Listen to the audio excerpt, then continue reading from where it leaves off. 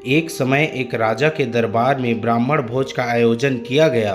बड़ी संख्या में ब्राह्मणों को भोजन के लिए आमंत्रित किया गया और इसके लिए 56 भोग महल के खुले आंगन में बनवाए गए। उसी वक्त अनजाने में एक हादसा हो गया। खुले में पक रही रसोई के ऊपर से एक चील अपने पंजे में जिंदा सांप दबोच कर निकल रही थी। सांप ने चील के पंजों से छुटकारा पाने के लिए फुफकार भरी और साथ ही जहर उगला। सांप के फुफकारने से उसके मुख से निकली जहर की कुछ बूंदें पाकशाला में पक रही रसोई के व्यंजनों में गिर गई।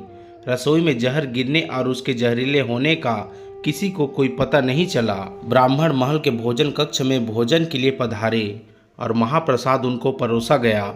जहरीला भोजन खाने से सभी ब्राह्मण काल के गाल में समा गए। जब राजा को इस बात का पता चला तो ब्रह्म हत्या के पाप ने उसको दुखी कर डाला। ऐसे में सबसे ज़्यादा मुश्किल खड़ी हो गई यमराज के लिए कि आखिर इस पाप का भागी कौन है और ब्रह्म हत्या के पाप के लिए किसको दंड दिया जाए। दंड देने के लिए यमराज के सामने सबसे पहला नाम राजा का आया, क्योंकि राजा ने ब्राह्मणों को भोजन के लिए आमंत्रित किया था। यमराज के मन में दूसरा नाम रसोइये का आया, जिसने ब्राह्मणों के लिए महाप्रसाद तैयार किया था। राजा को तीसरा ख्याल चील का आया, जो सांप को पकड़ कर ले जा रही थी। और सबसे अंत में यमराज ने सांप के पाप पर विचार किया। लंबे समय तक यमराज अनिर्णय की स्थिति में रहे कि आखिर ब्रह्म हत्या का दंड किसको दिया जाए। घटना के कुछ समय बाद कुछ ब्राह्मण राजा से मिलने के लिए उसके महल में जा रहे थे। ब्राह्मणों ने एक महिला से महल का रास्ता पूछ लिया। तब महिला ने ब्राह्मणों को रास्ता बताते हुए कहा कि देखो भाई, जरा ध्यान से जाना, वह राजा ब्राह्मणों को खाने में जहर देकर मार देता है। जैसे ही महिला ने यह बात कही, यमराज ने फैसला कर लिया कि मृत ब्राह्मणों के पाप का फल इस महिला के खाते में जाएगा और यह दंड को भोगेगी। यमदूतों ने यमराज से पूछा कि प्रभु, ऐसा क्यों?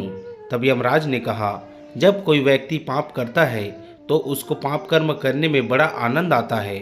ब्राह्मणों की मौत से न तो राजा को, न रसोइयों को, न चील को और न ही सांप को आनंद आया। यह सभी इस अपराध से अनजान भी थे। महापाप की इस दुर्घटना का इस महिला ने जोर शोर से बखान कर जरूर मजा लिया, इसलिए ब्रह्म हत्या का यह पाप इसके खाते में जाएगा।